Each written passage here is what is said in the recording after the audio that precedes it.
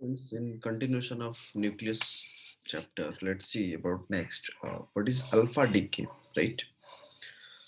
Students, जब एक parent nucleus late हमारे पास न्यूक्लियस है, उसने एक अल्फा पार्टिकल एमिट किया है। अल्फा पार्टिकल मतलब एक हीलियम न्यूक्लियस, कल हमने बताया था उसके फीचर्स के बारे में।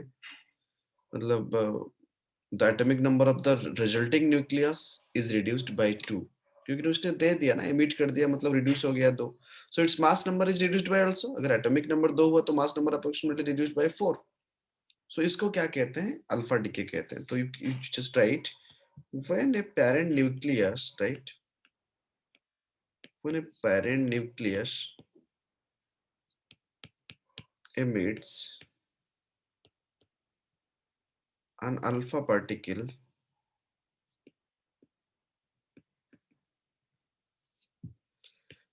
a helium nucleus,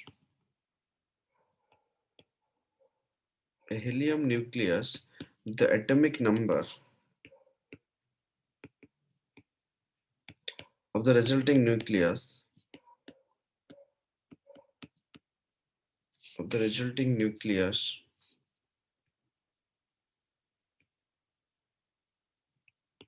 और उसको कहते हैं daughter nucleus, right? That is daughter nucleus Y is reduced by 2 and its mass number is reduced by 4 and its mass number is reduced by 4। ठीक है, इस प्रोसेस को अल्फा डीके कहते हैं। फॉर एग्जांपल अगर हम देखें कि एक न्यूक्लियस हमने लिए, this is mass number, atomic number, ठीक है। अभी डीके होने के बाद जो न्यूक्लियस आएगा तो उसमें एटॉमिक नंबर पे 2 बदलाव और मास नंबर पे 4 बदलाव आ जाएगा, क्योंकि उसने क्या कर दिया, एमिट कर दिया। मतलब यहाँ पर एक मिनट, उसने 2 हीलियम को कर दिया प्लस कुछ एनर्जी क्यूब, राइट? मतलब अगर एग्जाम्पल देखें हम, अगर इसको हमने exemplary examples of such alpha D की अगर बात करें, तो एग्जाम्पल्स पे अगर यूरेनियम 90 to 238 आप लेते हो, राइट? यूरेनियम 90 to 238, तो ये किस पे कन्वर्ट होता है कि थोरियम 90 234 प्लस 2 हीलियम 4, राइट? अगर हम रेडियम लेते हैं, रेडियम 86 226 अगर हमने ले लिए,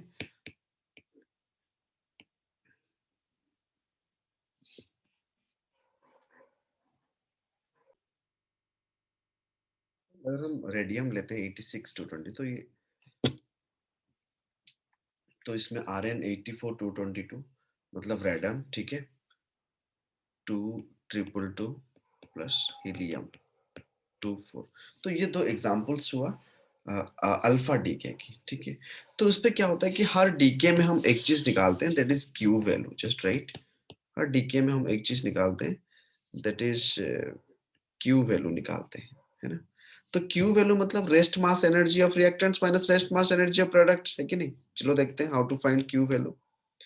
So Q value is equal to, right, rest mass energy of reactants, rest mass energy of reactants and rest mass energy of product minus rest mass energy of products, right? तो इसको अगर हम देखेंगे तो Q value is equal to mass of nucleus minus mass of Y minus mass of helium mc square, velocity of light square. So the energy available in the form of increase in kinetic energy of our product, right? So ये जो Q पे ले आएगा, this energy is available, right? This energy is available in the form of increase in kinetic energy of the products,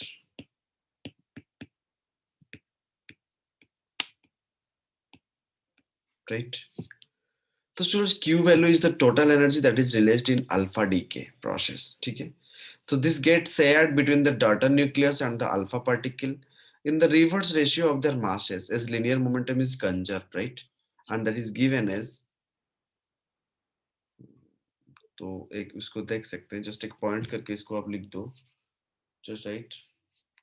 So right here, Q value is the total energy. Q value is the total energy that is released.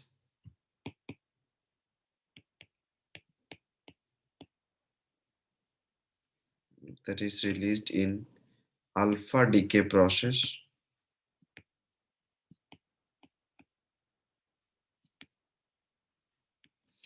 And this gets shared between, right? This gets shared between daughter nucleus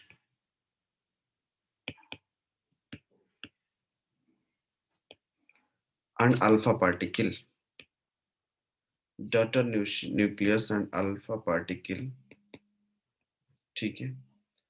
This is done between daughter nucleus and alpha particle. ठीक है ना? In the inverse ratio. In the inverse ratio. In the inverse ratio of their masses. As linear momentum is conserved, right? As linear momentum is conserved. अगर हम उसको देखें तो that is, अगर proportionality के हिसाब से देखें तो kinetic energy of alpha particle that is A 4 decrease हो गया by A into Q value.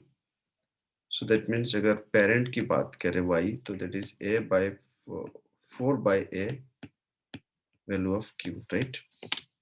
अगर अब n number of alpha decay होता है, let in case of n number of alpha decay, right, in case of n number of alpha decay,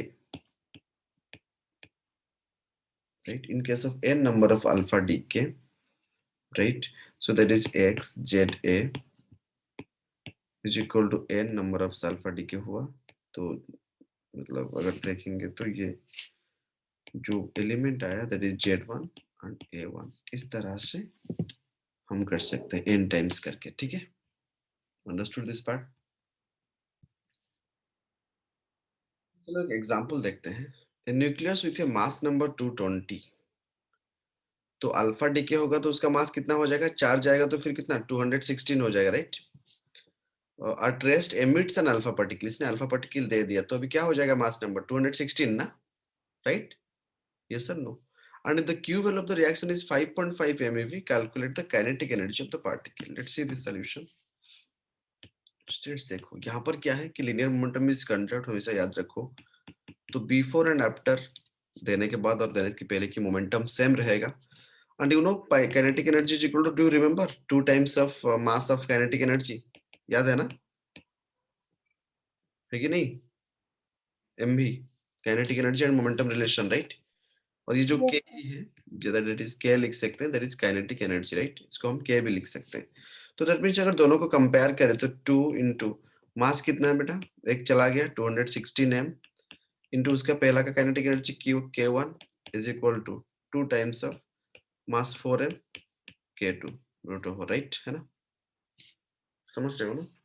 तो k2 जो है, that k2 is for alpha particle kinetic energy for, और ke जो है जो nucleus है, right, that is about that nucleus, है ना.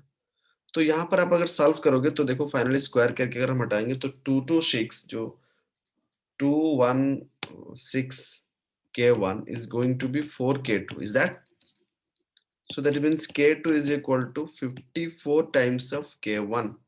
बट क्वेश्चन पे क्या दिया हुआ students, the reaction of the Q value कितना दिया हुआ, 5.5 MeV दिया हुआ है, राइट. तो हम क्या कर सकते हैं यहाँ पर, k1 plus k2 is equal to 5.5 MeV, है ना. सो उसके रूल सॉल्व करेंगे तो 55 k1 is equal to how much, 5.5. So k1 is equal to how much students, 5.5 by 55, that is 1/10 MeV. Understood. तो अगर k1 इतना आ गया तो k2 कितना हो जाएगा, 54 times of k2, that is 54/10 MeV, है ना? समझ पे आ गया? तो 54/10 मतलब 5.4 MeV. So kinetic energy of alpha particle उसने पूछा है, तो what is the kinetic energy of alpha particle finally? Kinetic energy of alpha particle. Kinetic energy of alpha particle is how much? 5.4 MeV. All understood this part? So which option is correct? 5.4 MeV. All got understood? This is the solution. ठीक है. So आज के lecture में इतना. Next class हम beta decay के बारे में पढ़ेंगे, फिर गामा डीके के बारे में पढ़ेंगे. ठीक है. This was for today. Bye.